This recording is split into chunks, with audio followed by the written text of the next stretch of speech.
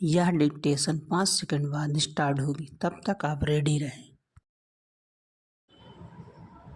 Ready start. महोदय, मैं मानता हूँ कि यदि हम चाहें कि किसी भी भाग को अपनी इच्छा के अनुकूल बना लें तो यह संभव नहीं हो सकता।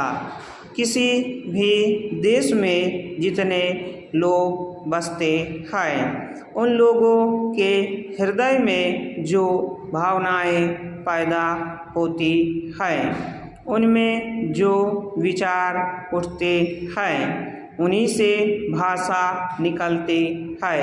हिंदी कहिए या हिंदुस्तानी, दोनों ही हिंदुस्तान में पैदा हुई और आज भी चल रही है। इसलिए मैं सदा से यह बात कहता आया हूँ कि किसी विदेशी शब्द को अपनी भाषा में ना घुसने देने का विचार बिल्कुल गलत है।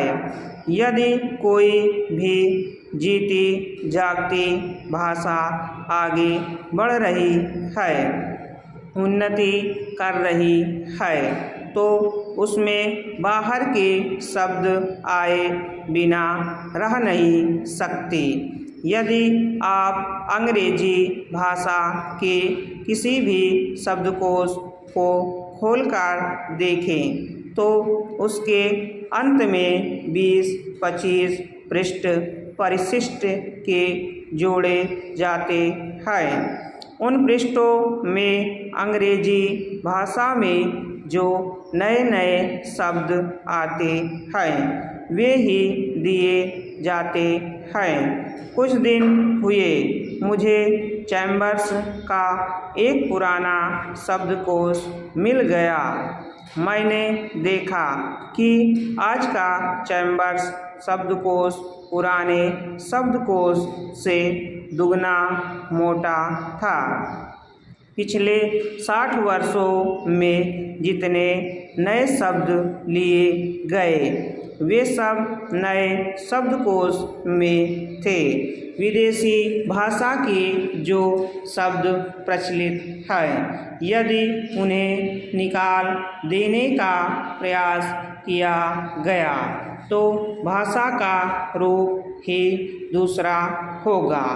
हिंदी वालों का यह प्रयास कि अरबी और अंग्रेजी भाषा के शब्द हिंदी में नहीं आने देने चाहिए, उतना ही हानिकारक है जितना कि उर्दू वालों का यह प्रयास कि उर्दू में केवल अरबी और उर्दू भाषा के ही शब्द रखे जाएं, संस्कृत के नहीं।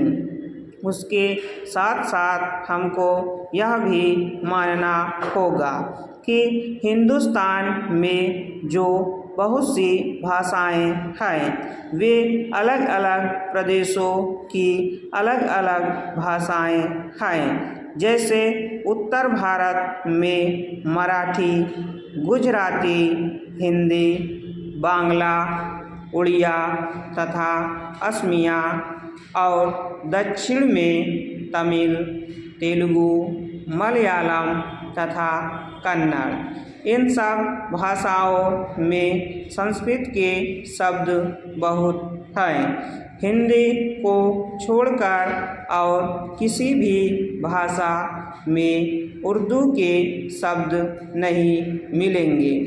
देश में हिंदी को इस योग्य बनाना है कि लोग उसे सरलता से सीख सकें, इसलिए उसमें संस्कृत के शब्द लेने ही पड़ेंगे, उससे बचा नहीं जा सकता।